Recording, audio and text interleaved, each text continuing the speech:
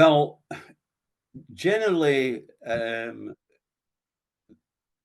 sometimes when we're at an away game, the certain fans are standing and getting in the way of disabled fans who are sitting down and can't stand up, things like that.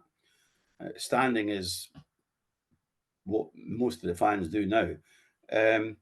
But when I'm at the away games, if I need to ask people not to stand or to move and um, um, to make sure they're not in the way, and I'm known as a disability access officer, 99 times out of 100, they respect that and they will move when I explain why I need them to move.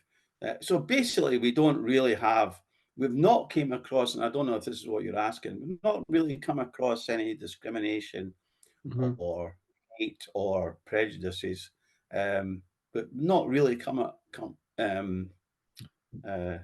across that in my time, thankfully. Yeah.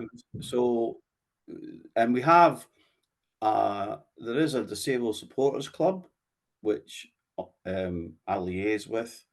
So if anybody has any problems, it goes to them. It comes to me. So any problem. We've had the odd occasion where a disabled person has got involved in something that was negative, but we've been able to sort it out. But thankfully, nothing serious.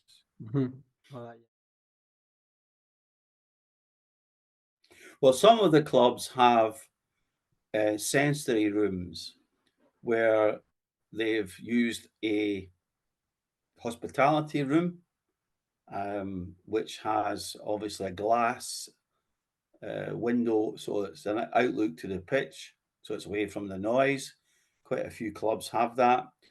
And obviously, as well as that, they have some equipment in these sensory rooms that may be required to help the person get through the game, etc., etc. And there's quite a lot of things in lighting and things like that.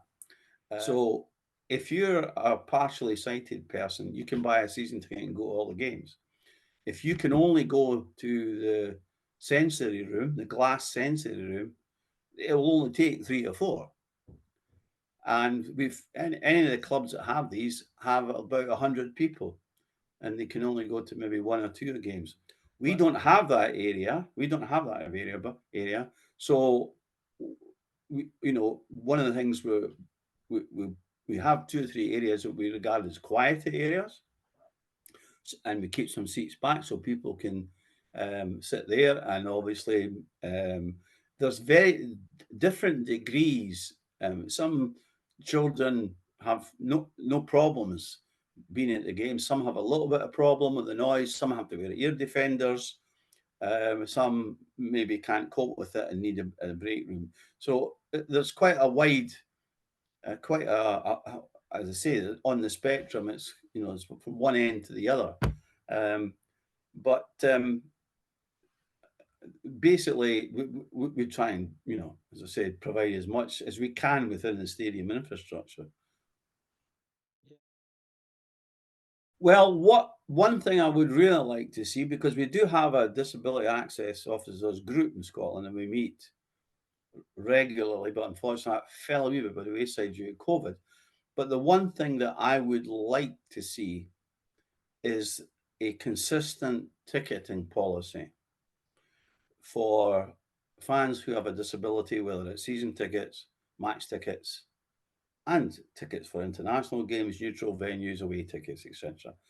At the moment, it's very fragmented, and I would like to see a policy, not necessarily the pricing be the same, but the policy be the same. Clubs can charge what they want, but the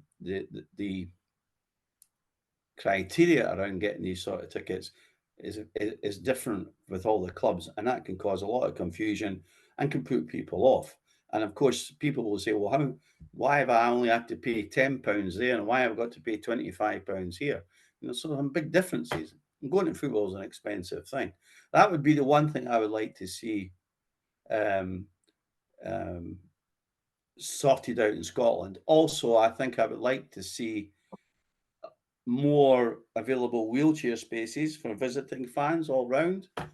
The problem there is if you replace seats with wheelchair spaces, you usually lose 3 seats.